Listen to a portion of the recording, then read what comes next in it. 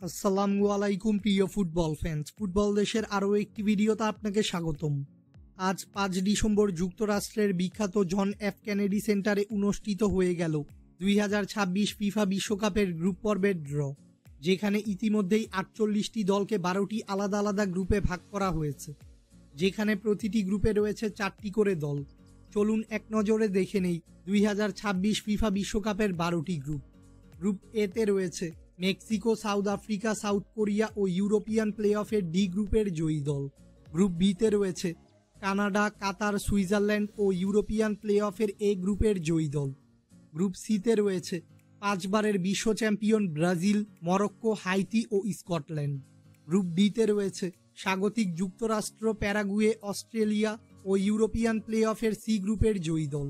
Group ইতে রয়েছে 4 বারের বিশ্ব champion Germany, Curacao, Ivory Coast ও ইকুয়েডর।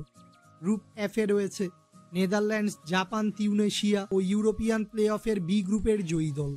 গ্রুপ জিতে রয়েছে বেলজিয়াম, মিশর, ইরান ও নিউজিল্যান্ড। গ্রুপ এইচে রয়েছে Spain, Cape Verde, Saudi Arab ও উরুগুয়ে।